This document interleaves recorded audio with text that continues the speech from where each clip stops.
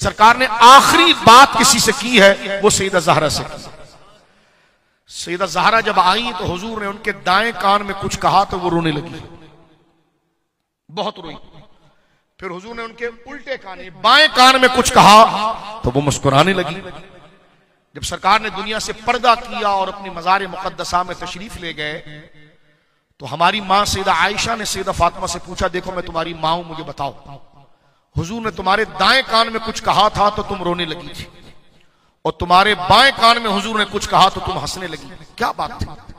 ये बात कई जगह पर बुखारी में भी एक्सप्लेन की गई, हर जगह, लेकिन मजमू ज़वाइद में रिवायत ये आती है कि सैयदा ज़हरा पाक ने यह कहा कि हुजूर ने जब मेरे दाएं कान में कुछ कहा ना तो मैं रोने लगी। उसकी वजह यह थी कि हुजूर ने मुझसे कहा, फातिमा मैं तुमसे रुखसत हो रहा हूं, तो कहा मैं रोने लगी।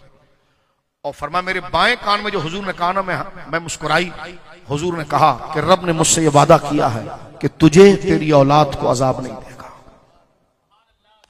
ये लफ्ज़ इन्नल्लाह गैर मुअज़्ज़िबिकी व वुल्दिकी, और करम हम जैसे लोगों पर भी हो गया। फरमा वो मुहिब्बी की, फरमाया रब ने फातिमा, अल्लाह फातिमा, रब ने मुझसे यह वादा किया है कि खुदा तुझे अजाब नहीं देगा, तेरे बच्चों को अजाब नहीं देगा, और तेरे बच्चों का जो अदब करेगा खुदा उसको भी अजाब देगा। ये अहले बैत की शान है, ये आले रसूल और ये अहले सैयदा ज़हरा पाक वो अजीम हस्ती कि जब मजमे में तशरीफ लाती तो सरकार इस्तकबाल के लिए खड़े हो जाते थे। सरकार अपनी इस बेटी का हाथ चूमते, पेशानी चूमते, और जहां हुजूर खुद बैठे होते ना वहां चादर बिछाकर अपनी बेटी को बिठाते।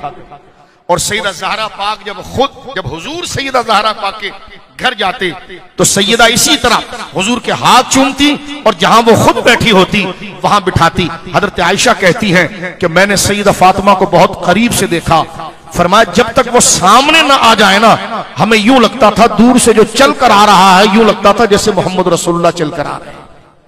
यानी आपका बैठने का अंदाज, अल्लाहु अकबर, आपका चलने का अंदाज, आपके बोलने का अंदाज सैयदा ज़हरा पाक का, ये शान, ये अजमत, ये जलालत